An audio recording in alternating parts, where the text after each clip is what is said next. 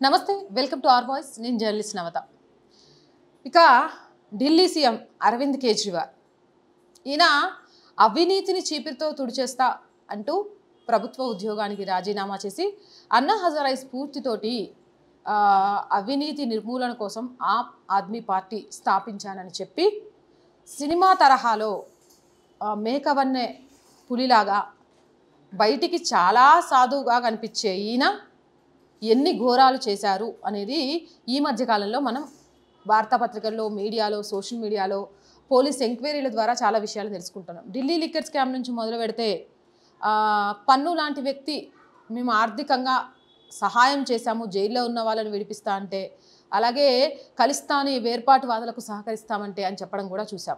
ఇలాంటి అరవింద్ కేజ్రీవాల్ విషయంలో అన్నా హజారే స్పందించి కూడా ఇలాంటి వాళ్లకు ఓట్లు వేయకండి అని చెప్తే ఇప్పటికీ కూడా తాను చేసిన పనికి పశ్చాత్తాపం సిగ్గు లేకుండా ఆయన మాట్లాడే వ్యాఖ్యలు ప్రజల్లో మనిషి అని చెప్పుకోవడానికి కూడా అర్హత లేకుండా చేస్తున్నాయట. మరో పక్క నుంచి స్వాతి మనందరికీ తెలిసిందే ఆప్ ఎంపీ, ఆవిడ మీద వాళ్ళ ఇంట్లోనే దాడి జరిగినా కూడా అలాంటి పిఏని కాపాడే ప్రయత్నమే చేశారు కానీ ఒక మహిళా ఎంపీకి అండగా నిలవలేకపోయింది ఆమ్ ఆద్మీ పార్టీ అంటూ కూడా ఈ మధ్యలో చూసాము.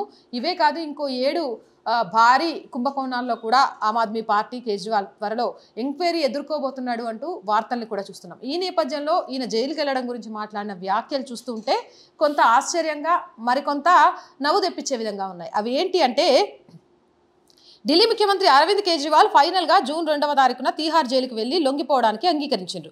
జూన్ 1వ తారీఖున ఎన్నికలు పూర్తయిన తర్వాత రోజే తీహార్ జైలుకి వెళ్లి లొంగిపోతానని ప్రకటించారు. ఢిల్లీ లిక్కర్ స్కామ్లో ప్రధాన నిందితుడైన అరవింద్ కేజ్రీవాల్ ఎన్నికల ప్రచారం కోసం ప్రత్యేక బెయిల్పై బయటకు వచ్చిన సంగతి తెలిసిందే. అయితే తన బెయిల్ని మరో వారం రోజులు పొడిగించాలని సుప్రీంకోర్టుకు వెళ్లాడు. కానీ సుప్రీంకోర్టు అందుకు అంగీకరించలేదు. దీంతో తప్పనిసరి పరిస్థితుల్లో తాను జూన్ 2న తీహార్ జైలుకి వెళ్లి లొంగిపోతానని ప్రకటించాడు. అంతేకాకుండా ఈసారి తీహార్ జైల్లో తనకు వేధింపులకు గురిచేస్తారని, తాను జైల్లో ఏమైనా జరిగితే ఎవరు బాధపడొద్దని, తాను దేశం కోసమే జైలుకు వెళ్తున్నానని, తనను ఎన్ని చిత్రహింసలు పెట్టినా తాను మాత్రం తలవంచేది లేదని కేజ్రీవాల్ మరో డ్రామాకు తెరలేపిండు. ఏందయ్యా, దేశం కోసం జైలు పోతున్నావా? దేశానికి ఏం మేలు జరుగుద్దని లిక్కర్ పాలసీలో చేంజెస్ చేసి డబ్బులు సంపాదించుకున్నావు? దేశానికి ఏం మేలు జరుగుద్దని కవిత లాంటి వాళ్ళ దగ్గర లంచం తీసుకొని గోవా ఎన్నికలకు పంజాబ్ ఎన్నికలకు తరలించినావు? ఏం చేసినావు? ఇనేటోడు ఎర్రోడు అయితే ఏదని చెప్తాడని కొంచెమైనా ఇజ్జత్ అనిపిస్తలేదా? నువ్వు దేశం కోసం జైలుకు పోతున్నావు, దేశాన్ని భ్రష్టు పట్టించినావు, దేశంలో అవినీతి నిర్మూలన చేస్తామని ఏ రాజకీయ నాయకుడైనా చెప్తే నమ్మలేనట్టుగా చేసినావు, ప్రజలను వంచి మోసం చేసినావు. నీ గురించి ఒక్కొక్క స్టోరీ బయటకు వస్తుంటే చివరికి అన్నా హజారే లాంటి వ్యక్తి నిన్ను అసహించుకున్నాడు అంటే నువ్వేంటి అనేది తెలియదా? అసలు నువ్వు జైల్లో ఉన్నప్పుడు పాంప్లెట్లు పంచుకుంటూ నీకు మద్దతు తెలపమంటేనే ఆ పాంప్లెట్లు తీసుకోవడానికి ఇష్టపడలేదు. నువ్వు జైలు నుంచి బెయిల్ మీద బయటకు వచ్చి ప్రచారం చేసినంత మాత్రాన ఢిల్లీలో ఓట్లు పడిపోతాయి అనుకుంటున్నావు? అది కాని పని. లొంగిపోక ఆప్షన్ లేదు.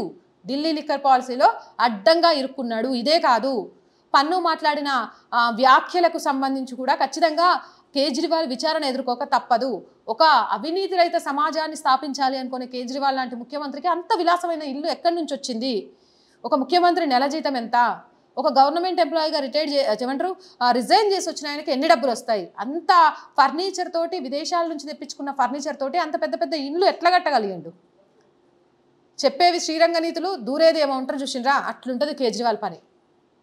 ఈయన చెప్పింది అసలు ఎవ్వరు పట్టించుకోలేదట. పో నువ్వు ఆ జైల్లో ఏమవుతావు అనేది పక్కన పెట్టేస్తే సానుభూతి క్రియేట్ చేసుకోవాలని చూస్తున్నావా? నీ మీద సానుభూతి పడేది ఎవరు? ఆడవాళ్ళ మానపానాలకు కారణమైన లిక్కర్ స్కామ్ చేయడానికే సిద్ధపడ్డావు. తాగుబోతుల నుంచి కూడా వచ్చే సొమ్ముతో విలాసంగా గడపాలనుకుంటున్నావు. నిన్ను చూసి ఎవరు జాలి పడతారు? చీపిరి కట్ట తీసుకొని నీ పార్టీని ఢిల్లీ నుంచి ఊడ్ చేయడానికి సిద్ధమవుతున్నావు అని ఢిల్లీ ప్రజలు అంటున్నారట. మరి మీరేమంటారు? కామెంట్ సెక్షన్లో పెట్టేయండి. మోర్ వీడియోస్ కోసం మన ఛానల్ని వెంటనే సబ్స్క్రైబ్ చేయండి. ఈ వీడియో నచ్చిందా? లైక్ చేయండి, షేర్ చేయండి. చాలామంది వీడియోస్ చూస్తున్నారు బట్ సబ్స్క్రైబ్ చేయడం మర్చిపోతున్నారు. ప్లీజ్ సబ్స్క్రైబ్ చేయండి. మన ఛానల్కి బలంగా నిలవండి. అండ్ ప్రతి ఒక్కరూ వీడియోని లైక్ చేయండి. ఎంత లైక్ చేస్తే వీడియోస్ అంత షేర్ అవుతాయి, మన ఛానల్కి అంత బలం కూడా చేకూరుతుంది. అండ్ సపోర్ట్ చేయండి. ప్రతి వీడియోలో కూడా నేను మేము అందరినీ రిక్వెస్ట్ చేస్తూనే ఉన్నాను. మన ఛానల్కి పూర్తి ఎక్విప్మెంట్ లేదు, రెంట్ బేస్ మీద కూడా కొన్ని నడుస్తున్నాయి. ఎక్విప్మెంట్, ప్రాపర్ ఆఫీస్ ఏర్పాటు చేయాలి. ప్రజల గొంతుకలను వినిపించే, ప్రభుత్వానికి వినిపించే ఒక వారధిలాగా ఆర్ వాయిస్ మారాలి. జాతీయవాదాన్ని, దేశం ప్రథమం అనే నినాదాన్ని ప్రజల్లోకి తీసుకెళ్ళాలి. ఎక్కడ ఏం జరిగినా నిర్భయంగా మాట్లాడగలగాలి. ప్రజల తరపున అనే దాంతో ఈ ఛానల్ స్టార్ట్ చేశాము. ఈ ఛానల్ ఉద్దేశం ఏంటి అని ఇప్పటివరకు మీరు చూస్తున్న ప్రతి ఒక్కరికి అర్థమై ఉంటుంది. సో దాన్ని ఇంకా ముందుకు తీసుకెళ్ళాలి అని అంటే ఒక ఆఫీసు, కొంత ఎక్విప్మెంట్ ప్రతి నెల భారం పడకుండా ఉంటుంది. దానికోసమే మీ అందరి సపోర్ట్ అడుగుతున్నాము. ఎప్పుడైతే మన ఛానల్కి కావాల్సిన ప్రాపర్ ఎక్విప్మెంట్, ఒక ఆఫీస్ సెటప్కి సంబంధించి మనం కొంత పక్కకు ఉంటుందో, మనకి ఎప్పుడైతే బ్రేక్ ఈవెన్ వస్తుందో అప్పటి నుంచి నేను ఖచ్చితంగా కూడా ఎవరి సహాయాన్ని అడగను. కానీ ఆ బ్రేక్ ఈవెన్కి నేను చేరుకునే వరకు మాత్రం మన ఛానల్ కోసం మీ అందరూ కూడా సపోర్ట్ చేయాలి అనుకునే వాళ్ళు సబ్స్క్రిప్షన్ పక్కనే జాయిన్ అనే ఆప్షన్ కనిపిస్తుంది. 1 to 5 లెవెల్స్ ఉంటాయి. ఏదో ఒక లెవెల్లో సపోర్ట్ చేయండి. అలాగే స్క్రీన్ మీద గూగుల్ పే, ఫోన్పేతో పాటు అకౌంట్ డీటెయిల్స్ కూడా ఉంటాయి. అలా అయినా సపోర్ట్ చేయొచ్చు. అండ్ వ్యాపార ప్రకటనల కోసం కూడా మన ఛానల్ని సంప్రదించవచ్చు. So please support our channel, subscribe our channel. జై భారత్.